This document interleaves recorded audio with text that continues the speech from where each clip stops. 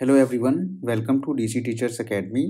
सो last video में हमने temperature distribution के बारे में बात की थी और टेम्परेचर डिस्ट्रीब्यूशन में भी हमने हॉरिजॉन्टल टेम्परेचर डिस्ट्रीब्यूशन के बारे में बात की थी कि टेम्परेचर का हॉरिजॉन्टल डिस्ट्रीब्यूशन जो होता है वो किस तरीके से होता है, और उसी के बेसिस में हमने जो है टेम्परेचर बेल्ट के बारे में बात की थी कि अर्थ को टेम्परेचर के बेस पे कितनी टाइप्स की बेल्ट में बांटा गया है। तो वहाँ तो हमने हॉरिजॉन्टल टेम्परेचर के डिस्ट्रीब्यूशन की बात कर ली थी, और आज इस वीडियो में हम बात करेंगे वर्टिकल टेम्परेचर डिस्ट्रीब्यूशन के बारे में। और वर्टिकल टेम्परेचर डिस्ट्रीब्यूशन को अगर हमें समझना है तो हमें सबसे पहले टेम्परेचर इन्वर्जन क्या होता है इसके बारे में समझना हमारे लिए बहुत आवश्यक है। तो देखो, टेम्परेचर इन्वर्जन क्या है। टेम्परेचर इन्वर्जन बेसिकली आपको ये पता होगा कि जैसे हम अगर अर्थ से ऊपर की तरफ जाते हैं, किसी एल्टीट्यूड पे जाते हैं, तो टेम्परेचर जो होता है वो कम होता है, टेम्परेचर घटता है। लेकिन कभी-कभी स्थितियां ऐसी हो जाती हैं कि अगर ऊपर जाने पर, एल्टीट्यूड पे जाने पर टेम्परेचर बढ़ रहा है, तो उस स्थिति को हम टेम्परेचर इन्वर्जन कहते हैं। मतलब टेम्परेचर की जो प्रॉपर्टी होती है वो ऊपर जाने पर जो पहले घटता था टेम्परेचर, अब वो क्या हो जाता है, जस्ट उसका इन्वर्स हो जाता है, जस्ट उसका रिवर्स हो जाता है। तो इसी को हम टेम्परेचर इन्वर्जन कह देते हैं। ठीक है। तो under normal condition the temperature usually decreases with an increase in altitude. मतलब जैसे ही अगर नॉर्मल कंडीशन है उसमें क्या होगा, हम ऊपर की तरफ जाएंगे तो टेम्परेचर डिक्रीज होगा। ठीक है। कितनी रेट से डिक्रीज होता है, वो होता है 165 मीटर्स पे 1 डिग्री सेल्सियस की कमी आती है। ये आपकी नॉर्मल लैप्स रेट होती है। ठीक है। This is called normal lapse rate. इसको हम नॉर्मल लैप्स रेट कहते हैं। अगर हम जैसे मान के चलो, कुछ ओकेजन्स ऐसे होते हैं, कभी कभी कंडीशन नॉर्मल नहीं रह पाती, तो वो कौन कौन सी कंडीशंस होती है जिसमें आपका टेम्परेचर इन्वर्जन एग्जिस्ट करेगा, हम आगे बात करेंगे।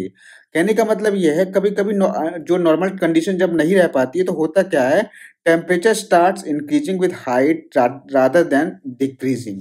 जैसे ही हम ऊपर की तरफ जाते हैं, जैसे ही हम हाइट हमारी बढ़ती है अर्थ से ऊपर की तरफ, वैसे ही क्या होता है, टेम्परेचर इंक्रीज होना स्टार्ट हो जाता है, और this is called the temperature inversion. और इस प्रक्रिया को हम क्या कहते हैं, टेम्परेचर इन्वर्जन कहते हैं। ठीक है।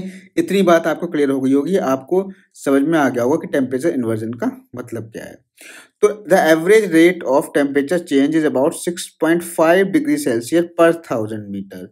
यहाँ पे जो एवरेज रेट होती है, जो हमारी एनवायरमेंटल लैप्स रेट है, नॉर्मल लैप्स रेट है, वो आपकी 6.5 डिग्री सेल्सियस पर किलोमीटर होती है। या हम कह सकते हैं यहाँ पर 1 डिग्री सेल्सियस 1/165 मीटर कह लो, या 6.5 डिग्री सेल्सियस पर किलोमीटर की क्या होती है, हमारी ऊपर जाने पर कमी आती है टेम्परेचर में। इसी को हम एवरेज लैप्स रेट भी कह देते हैं। ठीक है।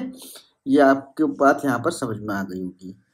अब यहाँ पे हम बात करें कि टेम्परेचर इन्वर्जन और थर्मल इन्वर्जन होता क्या है। तो बेसिकली हमने थोड़ी सी डेफिनेशन तो इसके बारे में हमने पढ़ी ली होगी।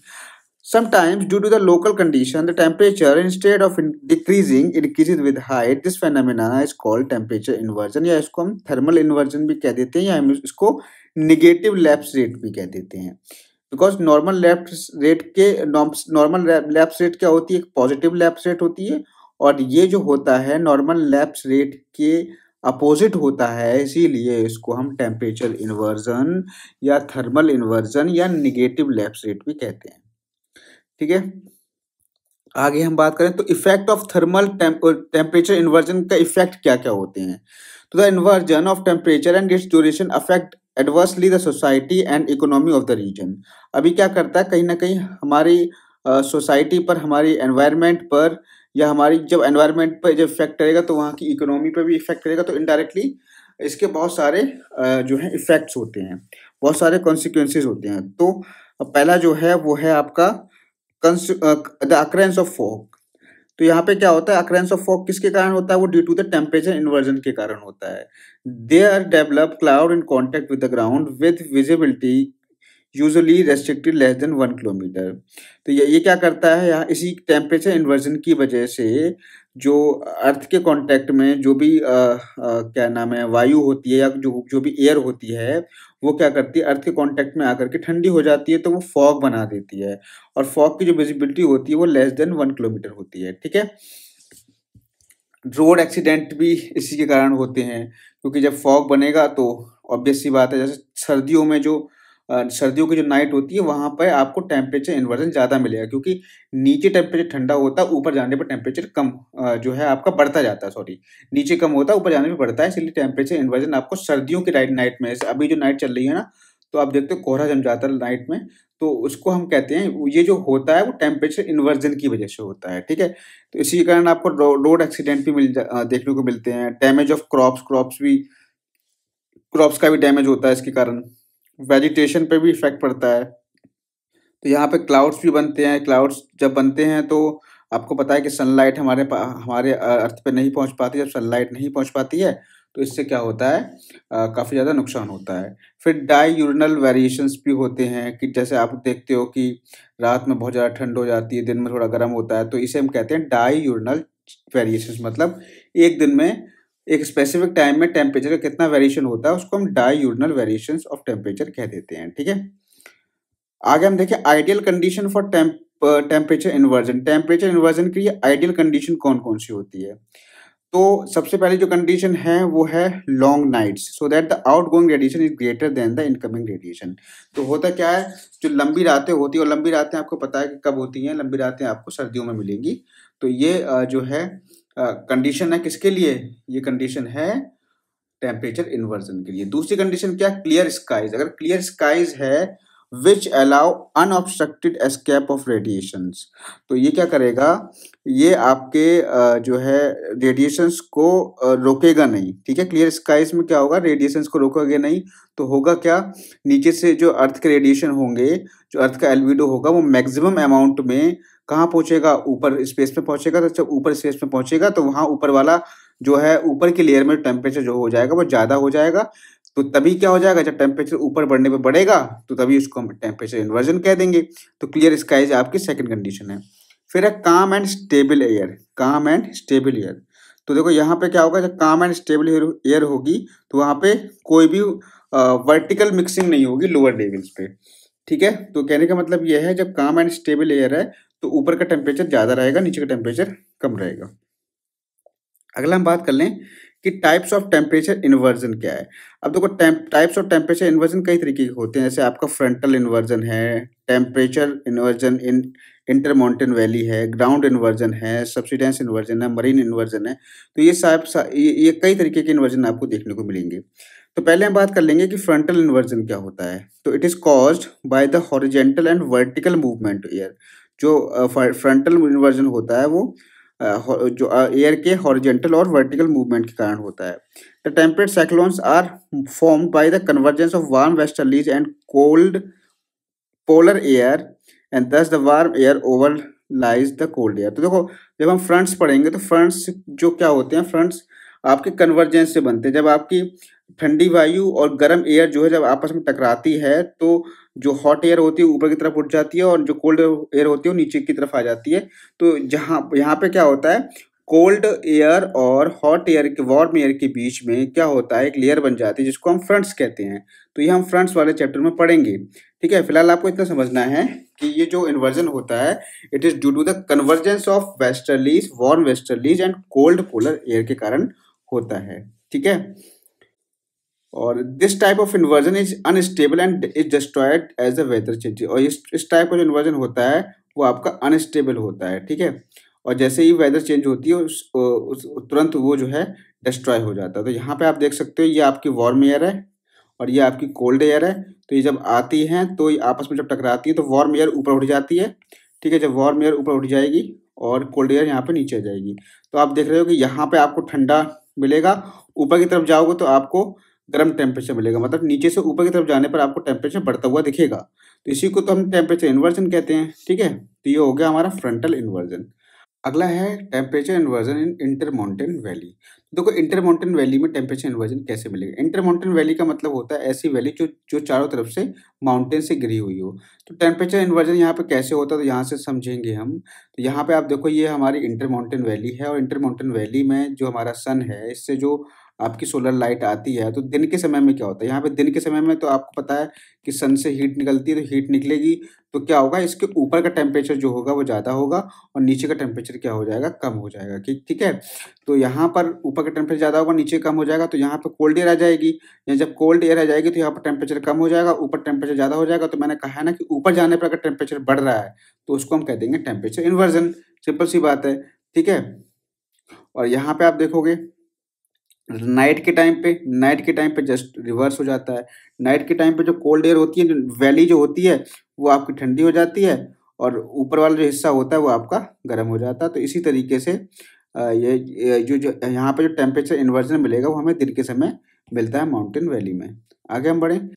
अगला पॉइंट है ग्राउंड इन्वर्जन। तो ग्राउंड इन्वर्जन को हम सरफेस टेम्परेचर इन्वर्जन भी कहते हैं। तो ये जो इन्वर्जन होता है मोस्टली ग्राउंड के ठंडा होने की वजह से होता है। तो एक ground inversion develops when air is cooled by contact with a colder surface until it becomes cooler than the overlying atmosphere. तो जो ग्राउंड के पास में सरफेस होती है वो ग्राउंड के ठंडा होने की वजह से उसके कांटेक्ट में आकर के वो ठंडी हो जाती है। अगर अगर वही जो एयर है अगर उसका टेम्परेचर ड्यू पॉइंट के नीचे गिर जाता है तो वो वहाँ पे क्या बन जाता है, आपका फॉग बन जाता है। तो आप देखते होगे कि सर्दियों की जो नाइट होती है वहाँ पे जो फॉग बनता है वो इसी के कारण बनता है। ठीक है।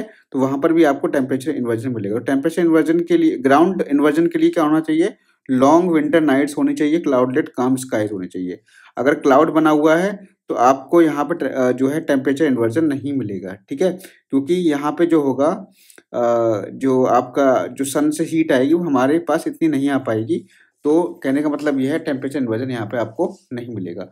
ड्राई एयर और लो रिलेटिव ह्यूमिडिटी इसके लिए होनी चाहिए। एयर जो है ड्राई होनी चाहिए, काम एटमॉस्फेयर होना चाहिए, ये भी बात आपको ध्यान रखनी है। तो अगला पॉइंट है सब्सिडेंस इन्वर्जन। तो देखो सब्सिडेंस इन्वर्जन का को हम अपर सरफेस टेम्परेचर इन्वर्जन भी कहते हैं।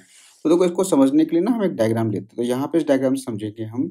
यहाँ पे आपको दिख रहा होगा ये आपका यहाँ पे ये अर्थ सरफेस है, यहाँ पे कुछ बिल्डिंग्स बनी हुई है। तो ये मोस्टली हमारा होता है ट्रोपोस्फियर में, और ट्रोपोस्फियर में भी आपका जो अपर ट्रोपोस्फियर होता है उसमें ये घटना मिलती है आपको।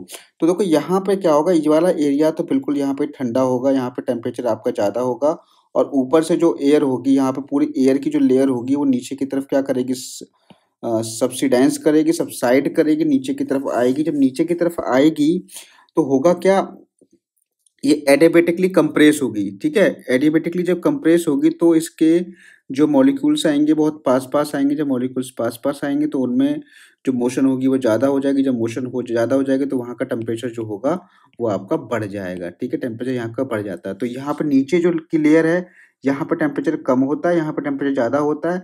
तो टेम्परेचर इन्वर्जन के लिए कंडीशन यहाँ पे बन जाती है। मैंने क्या बताया था, अगर ऊपर की तरफ जाएंगे टेम्परेचर अगर बढ़ रहा है तो उसी को हम टेम्परेचर इन्वर्जन कहते हैं। तो ये किसके कारण होता है, due to the descending air is compressed and warms adiabatically. तो इसको हम कह देते हैं सब्सिडेंस इन्वर्जन। ठीक है। इतनी बात आपको क्लियर हो गई होगी। अगला जो इन्वर्जन आता है वो है आपका मरीन इन्वर्जन। तो मरीन इन्वर्जन में होता क्या, जैसा कि आपको पता है कि मरीन का मतलब है वाटर। तो यहाँ पर जैसे मान के चलिए, जैसे यहाँ से हम समझते हैं इस डायग्राम से।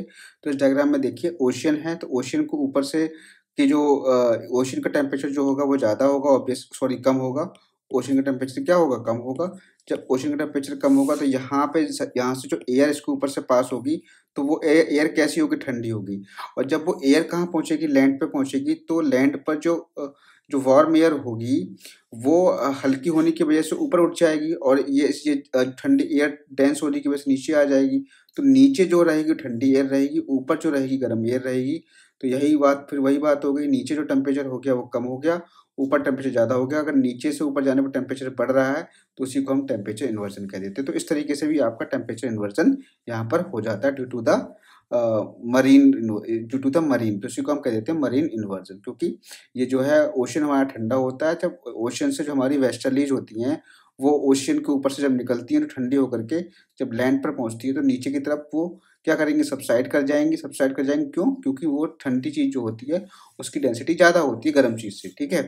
और और गर्म एयर जो होगी वो आपकी ऊपर चली जाएगी।